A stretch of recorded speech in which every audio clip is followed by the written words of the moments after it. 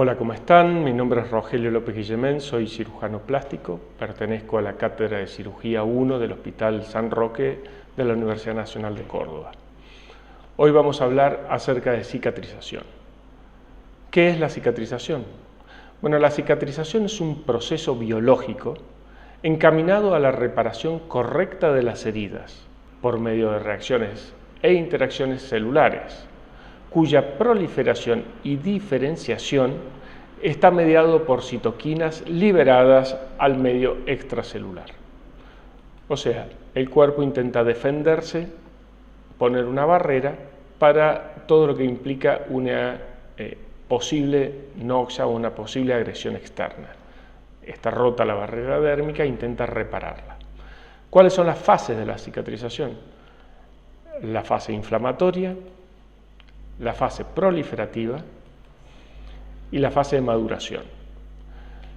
En algunos textos van a encontrar que no son necesariamente estas las fases que se nombran. Algunos a la inflamatoria la dividen en dos, la dividen en de coagulación e inflamatoria, y en otras oportunidades a la fase de maduración la dividen a su vez en maduración y remodelación. No tiene demasiada importancia esto.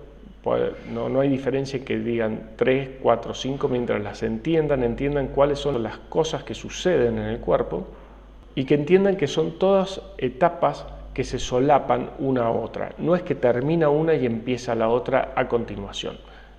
Pero vamos a ir viendo dividido en 3 etapas, que es lo tradicional, lo clásico. La fase inflamatoria, en esto lo primero que sucede es la hemostasia. Se produce un corte, hay una ruptura de los vasos, se comienza a formarse un coágulo debido a la adhesión de las plaquetas a las lesiones vasculares. Este coágulo ocluye y evita que el paciente pierda mucho volumen de sangre y comienza la liberación de factores de coagulación que a su vez van reafirmando ese coágulo. Primero que nada, hay vasoconstricción, que no lo nombré, vasoconstricción, la formulación del coágulo, luego se produce una vasodilatación y eso permite que ciertos elementos, como pueden ser los neutrófilos, puedan atravesar las paredes de las arteriolas y de esa forma comenzar a limpiar de detritos la herida. La fagocitosis, que precisamente depende tanto de estos neutrófilos que hablaba, que son los que aparecen en primera instancia, como de los macrófagos.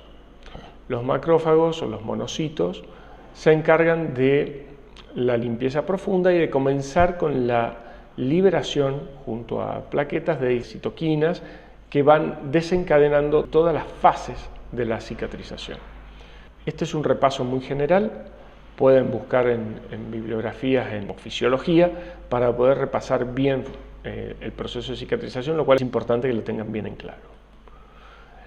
Después viene la fase proliferativa. Bueno, la fase proliferativa tiene el proceso de granulación, el cual es generar una matriz que rellene, que cubra el defecto que produce una herida, y esto se hace a través de la producción de los fibroblastos.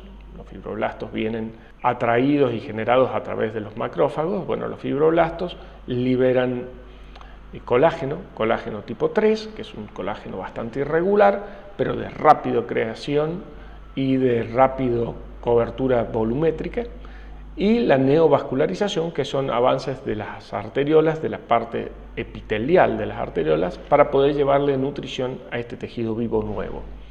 Es un tejido de baja calidad que solo busca ocluir y cubrir el defecto. No solo hay granulación, también hay epitelización. Desde los bordes, las células epiteliales comienzan a avanzar intentando cerrar la brecha que se produjo. Y también hay contracción.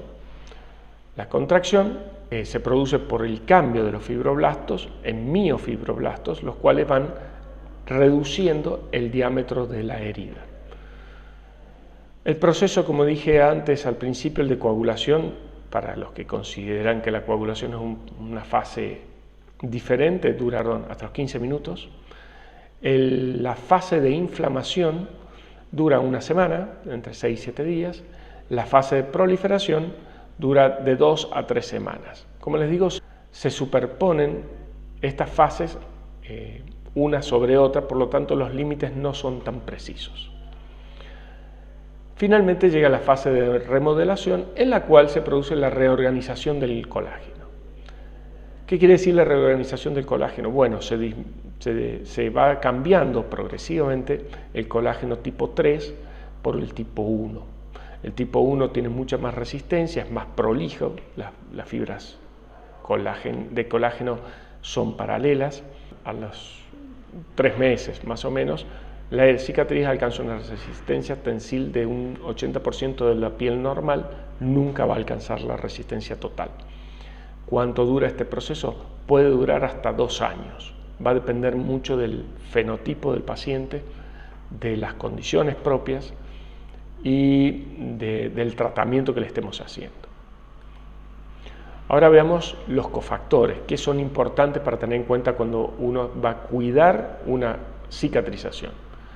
Una correcta nutrición del paciente, es importante la cantidad de hidratos de carbonos, de proteínas, el tipo de proteínas, el tipo de hidratos de carbonos y los lípidos, que antes se consideraban que no hacían falta, son necesarios.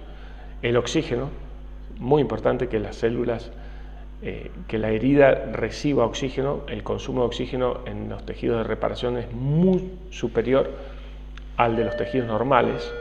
Ese es uno de los motivos por los cuales los fumadores y los diabéticos tienen severas dificultades para cicatrizar. Hay minerales que son muy importantes, el principal es el zinc, cobre y óxido ferroso también, pero el zinc es central. Vitaminas, la vitamina C y la vitamina A son también muy importantes. La vitamina E, por ahí hay ciertas discusiones acerca si puede ser en algún momento contraproducente, pero la C y la A sí son fundamentales. Vemos que no son tanto los factores, los cofactores necesarios, pero sí hay muchos factores adversos y vamos a ir revisándolos uno a uno muy someramente. La obesidad, eso dificulta la irrigación y produce mayores zonas de compresión por el propio peso del paciente. Aparte suele acompañarse de trastornos vasculares, de diabetes. La vejez porque disminuye la calidad, la producción de colágeno, la cantidad de fibroblastos es muy inferior. La vascularización también se encuentra comprometida, así que la vejez también es un factor en contra.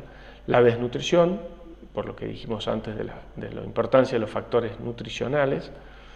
La deshidratación produce una vasoconstricción periférica y por lo tanto disminuye el aporte sanguíneo a la zona de la herida.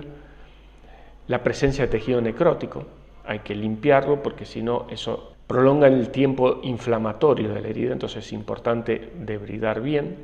La presencia de cuerpos extraños por el mismo principio, por eso hay que sacar los cuerpos extraños si es posible. El mecanismo, el tipo de herida. No es lo mismo una herida, por ejemplo, por arma blanca, prolija, neta, que una herida por arrancamiento o por fricción, son diferentes. Si hay o no infección, volvemos al mismo tema de la necrosis y cuerpo extraño, eso prolonga el tiempo de la fase inflamatoria de la reparación. Si hay un proceso inflamatorio crónico, posturales, por ejemplo, es muy común en las úlceras crónicas, en pacientes que están postrados. Bueno, su posición postural hace que haya compresión, por ejemplo, del isquion contra una superficie dura mal preparada y eso permanentemente mantiene una herida abierta o no favorece la cicatrización de esa herida. El frío excesivo o el calor excesivo, también por trastornos vasculares. El tabaco, como dijimos, la diabetes, enfermedades vasculares propiamente dichas, problemas hematológicos, por ejemplo, la anemia como dije. También puede haber malignidad, las heridas pueden darse sobre un tejido que sea un tejido maligno y eso también dificulta mucho la cicatrización. El uso de citotóxicos, por ejemplo, el tratamiento del cáncer con cirugías, cuando se combinan con citotóxicos hay que tener mucho cuidado y saber que podemos tener grandes trastornos de cicatrización. Lo mismo sucede con la radiación, que afecta directamente La vasculatura produce obliteración de los pequeños vasos, los corticoides, los AINES y los problemas iatrogénicos, que son muy importantes, que en la clase podemos charlar un poco acerca de eso, y que son cosas que podemos evitar nosotros. Las otras no las podemos evitar, las iatrogénicas sí. ¿Qué tipos de cicatrización hay? Lo que se llama la cicatrización primaria, paciente que llega a la guardia con una herida y uno realiza unos puntos de sutura y se terminó. Eso es cicatrización primaria. Cicatrización secundaria es cuando la herida se deja que cicatrice por segunda, o sea, se deja que por su evolución natural la ayudamos un poco, pero no hacemos un cierre de la herida, esperamos que resuelva sola la herida. Y la cicatrización terciaria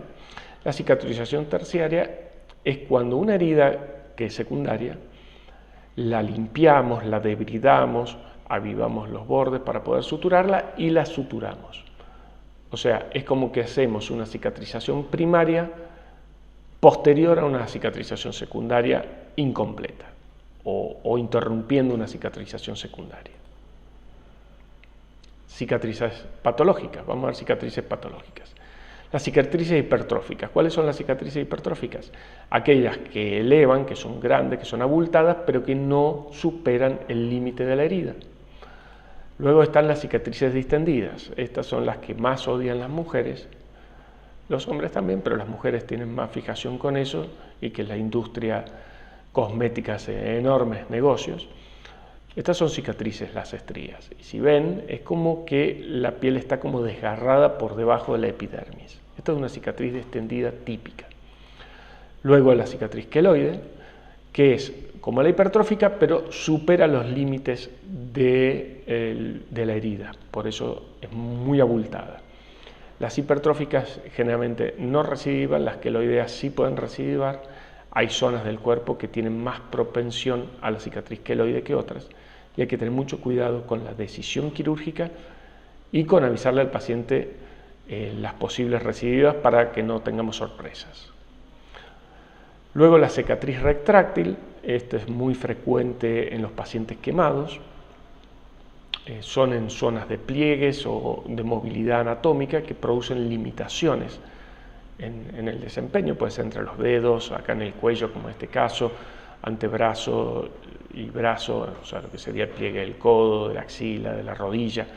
Bueno, deben ser resueltas para que el paciente pueda recuperar la movilidad completa. Las cicatrices inestables. En esta no es fácil encontrar imágenes. Son aquellas cicatrices que se producen sobre tejidos muy comprometidos y que no logran una reconstitución plena y satisfactoria. Son pieles muy delicadas, muy delgadas, que se lastiman muy fácilmente. Es como que una herida crónica logra una reparación a duras penas y bueno, se vuelve a lastimar, se vuelve a lastimar, se vuelve a lastimar. Y esto depende muchísimo del paciente. Las heridas crónicas. Las heridas crónicas son típicamente las heridas de los diabéticos, también los vasculares periféricos tienen esta herida. Encontramos fondos aneosos con tejido de granulación pálido, con poca vascularización, que no sangran. Estas heridas, mientras no resolvamos la patología de base, son muy difíciles de resolver y, por ejemplo, en una pierna como esta, querer colocar un injerto, si no logramos un buen fondo, no vamos a tener éxito. Es importante eso. Finalmente, las cicatrices antiestéticas. ¿Son patológicas? Hace 20 años atrás, por ahí no hubieran sido pensadas como patológicas, pero hoy, con el avance de la medicina y con los requerimientos de mejores estéticas y la importancia que va tomando la estética dentro de la integridad intelectual y emotiva de las personas, probablemente sí. Quizás cicatrices como estas no hubieran sido agradables, pero no se hubieran considerado patológicas y hoy pueden resultar de bastante difícil manejo emotivo por parte de los pacientes. Este es un tema que podemos charlarlo tranquilo cuando tengamos el teórico. Bueno, eso es todo. Muchas gracias por prestar atención y nos estamos viendo en el teórico dentro de unos pocos días. Muchas gracias.